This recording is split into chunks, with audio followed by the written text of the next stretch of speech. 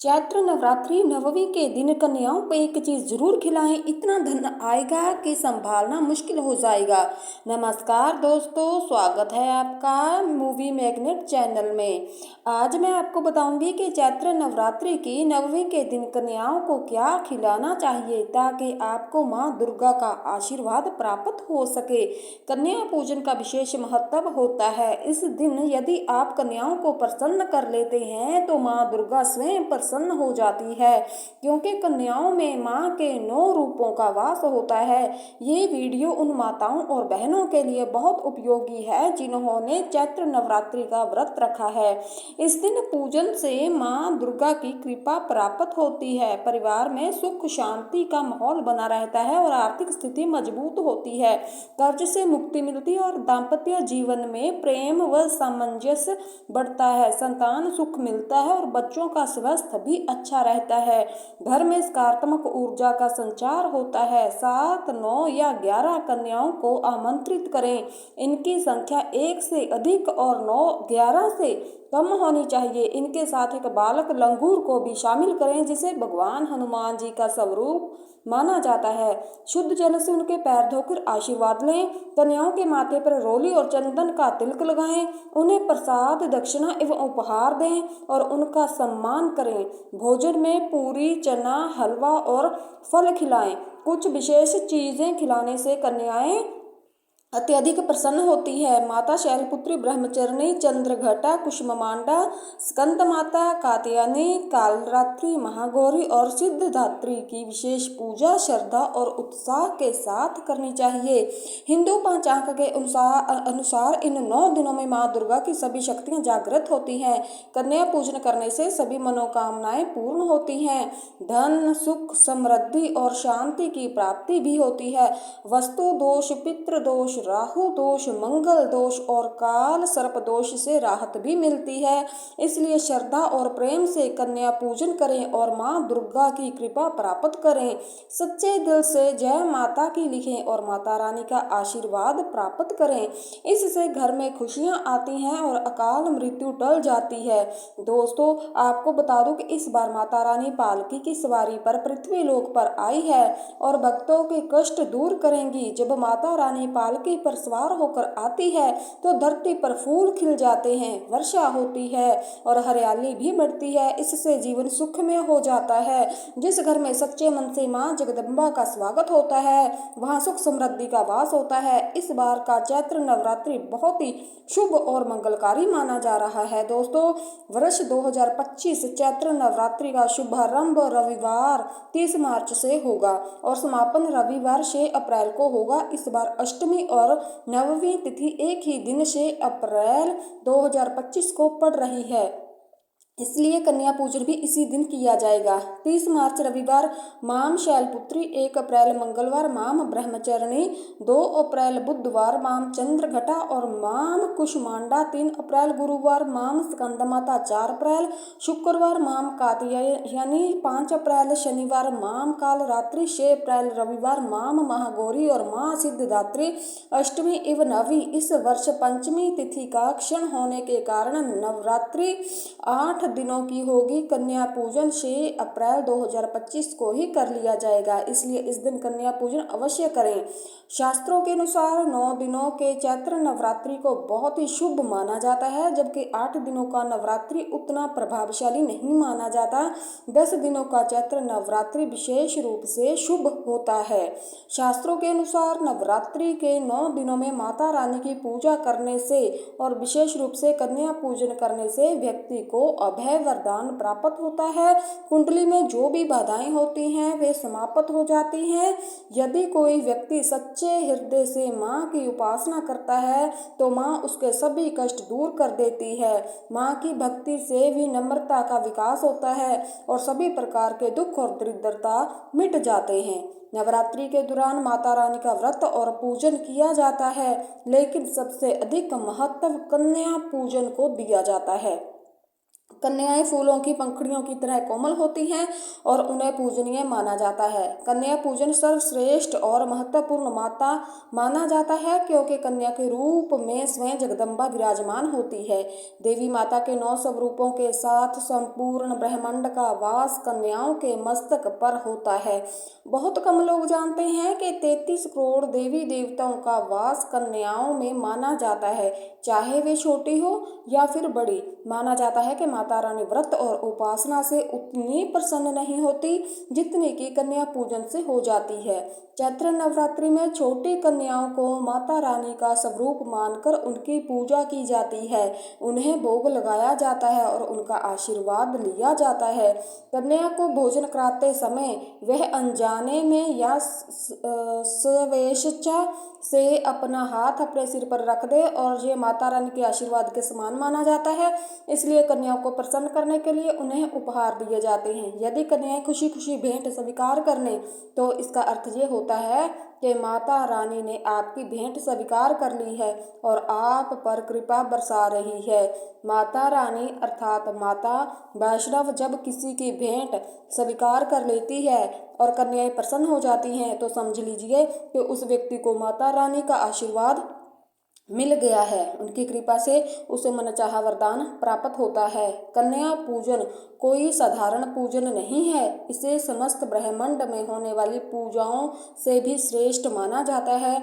10 बार गंगा स्नान करने, 100 बार यज्ञ करने और 1000 बार तीर्थ यात्रा करने से जो पुण्य प्राप्त होता है वह मात्र एक बार कन्या पूजन करने से ही करोड़ों गुना अधिक मिल जाता है। इसलिए कहा जाता है कि कन्याओं का सम्मान करना चाहिए, उन्हें कष्ट नहीं देना चाहिए। कन्याएं कोई साधारण बालिकाएं नहीं होती, उनके मस्तक पर स्वयं देवी का वास होता है और नवरात्रि में वे साक्षात माता का स्वरूप बनकर हमारे घर में आती है। नवरात्रि के दौरान 2 वर्ष से लेकर 10 वर्ष तक की कन्याओं का पूजन करना शुभ माना जाता है। अष्टमी या नवमी के दिन कन्याओं के पैर धोकर भोजन कराना और उपहार देना बहुत ही दुर्लभ और श्रेष्ठ अवसर होता है, जिसे किसी भी हालत में छोड़ना नहीं चाहिए। इस दिन जितना हो सके अधिक से अधिक कन्याओं को अपने घर बुलाकर आदरपूर्वक पूजन करना चाहिए। दोस्तों अब बात करते हैं कि कन्याओं का स्वागत कैसे करें। जब कन्याएं आपके घर आए तो सबसे पहले उनके पैर दूध और पानी से धोने चाहिए। विशेष रूप से पुरुषों को कन्याओं के पैर धोकर सम्मान करना चाहिए।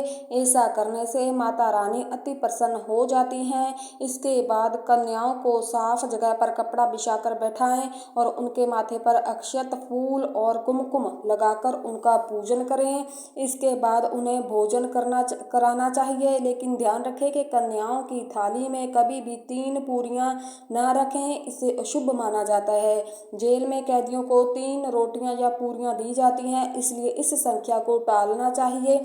आप 2 या 4 पूरियां दे सकते हैं, लेकिन 3 ना दें, इससे दोष भी नहीं लगेगा और शुभता भी बनी रहेगी। कन्याओं को भोजन कराने के बाद अंत में उनके सिर पर लाल चुनरी उड़ाना चाहिए। भोजन में खीर, पूरी, हलवा, चना, आलू की सब्जी और छोले आदि दिए जा सकते हैं। पनीर भी खिलाया जा सकता है, लेकिन माता रानी का सबसे प्रिय भोजन खीर, हलवा और पूरी माना जाता है। ध्यान रखें कि भूल से भी लहसुन और प्याज का प्रयोग बिल्कुल ना करें, अन्यथा अनर्थ हो सकता है। नवरात्रि के दौरान लहसुन और प्याज वर्जित होते हैं, क्योंकि ये तामसिक भोजन की श्रेणी में आते हैं। दोस्तों कन्याओं को ऐसा भोजन नहीं देना चाहिए जिसमें लहसुन प्याज मिला हो, ये बहुत बड़ा दोष माना जाता है। इससे आपका व्रत भंग हो सकता है और माँ दुर्गा अप्रसन्न हो सकती है। 9 दिनों तक लहसुन प्याज से परहेज करने के बाद यदि एक गलती हो जाए तो पूरा व्रत निष्फल हो सकता है। इसलिए विशेष ध्यान रखें कि कन्या पूजन के दौरान पूरी श्रद्धा और शुद्धता के साथ भोजन तैयार किया जाए। इतना भी लापरवाह नहीं बनना चाहिए कि माता रानी अप्रसन्न हो जाए और कन्याओं को अशुद्ध भोजन मिल जाए। छोटी छोटी कन्याओं के मस्तक पर माता रानी का आशीर्वाद होता है। यदि कोई कन्या आपको आशीर्वाद दे रही है तो आपके जीवन में सकारात्मक बदलाव आ सकते हैं। इसलिए कन्याओं को ऐसा भोजन ना कराएं जिससे आपका व्रत भंग हो जाए या वे अपवित्र महसूस करें। कन्याओं को बंद डिब्बे में रखी ऐसी कोई चीज़ नहीं खिलानी चाहिए जिसमें लहसुन प्याज हो। क्योंकि बाजार में मिलने वाले कई तैयार खाद्य पदार्थों में इसका उपयोग किया जाता है। कन्या पूजन के लिए घर का शुद्ध और सात्विक भोजन ही उपयुक्त होता है। कुछ लोग घर में खाना ना बनाकर बाजार से रेडीमेड भोजन ले आते हैं और कन्याओं को दही जलेबी खिलाते हैं, जो शुभ नहीं माना जाता। ऐसा अक्सर वे लोग करते हैं जिनके घर में कोई संकट या बीमारी हो, लेकिन यदि आप पूरी तरह से स्वस्थ और सुखी हैं तो ऐसा करने से बचना चाहिए। माता रानी को बाजार का भोजन अच्छा नहीं लगता, बल्कि आपके हाथों से बना प्रेम पूर्ण भोजन ही प्रिय है। भले ही आप कम मात्रा में बनाएं, लेकिन माता के लिए भोजन स्वयं तैयार करें और श्रद्धा से अर्पित करें। दही जलेबी खिलाने में कोई समस्या नहीं है, लेकिन माता को घर का शुद्ध और प्रेम पूर्वक बनाया गया भोजन अधिक प्रिय होता है। विशेष रूप से चैत्र नवरात्रि में घर पर ही ताजा और सात्विक भोजन बनाना चाहिए, जिससे माता रानी प्रसन्न होती है। कन्याओं को भोजन कराने के लिए प्लास्टिक या अन्य अशुद्ध बर्तनों का प्रयोग नहीं करना चाहिए। ऐसे बर्तन पूजा पाठ के लिए अशुभ माने जाते हैं, क्योंकि इनमें कुछ हड्डियों के अवशेष होते हैं। इसलिए हमेशा स्टील, तांबे या फिर केले के पत्तों से बने बर्तनों का ही उपयोग करना चाहिए। ऐसा करने से माता रानी का आशीर्वाद प्राप्त होता है और घर में सुख समृद्धि भी आती है। यदि नवरात्रि समाप्त होने के बाद कन्या पूजन शुक्रवार के दिन किया जाए तो कन्याओं को खट्टी चीज़ें नहीं खिलानी चाहिए। शुक्रवार माता संतोषी को समर्पित होता है और वे नवरात्रि के दिनों में विशेष रूप से सक्रिय रहती है। इस दिन खट्टी चीज़ें खाने से माता संतोषी अप्रसन्न हो सकती है और इसका नकारात्मक प्रभाव आपके जीवन पर पड़ सकता है। इसलिए शुक्रवार के दिन खट्टे पदार्थों से परहेज करें और कन्याओं को कभी भी ऐसा भोजन ना दें। भोजन के बाद कन्याओं की थाली में एक लौंग अवश्य रखें, क्योंकि ये माता दुर्गा को अत्यंत प्रिय है। लौंग माता शक्ति का प्रतीक मानी जाती है और इसमें नव दुर्गा का भी वास होता है। नवरात्रि के 9 दिनों में माता रानी को लौंग अर्पित करना शुभ होता है, इसलिए भोजन के बाद कन्याओं को भी लौंग अर्पित करें। ऐसा करने से माता लक्ष्मी की कृपा बनी रहती है और जीवन में धन धान्य की कमी नहीं होती। कन्याओं को प्रसन्न करने के लिए उनकी थाली में दक्षिणा जरूर दें, जिससे आपके घर में समृद्धि बनी रहे और धन की कोई कमी ना हो।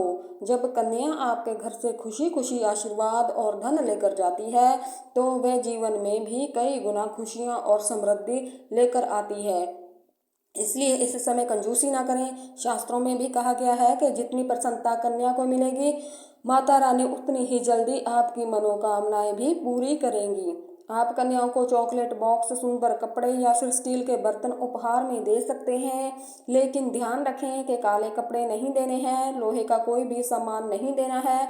लोहे का सामान देने से राहु केतु का नकारात्मक प्रभाव आपके जीवन में आ सकता है, जिससे राहु काल और राहु दोष का असर हो सकता है।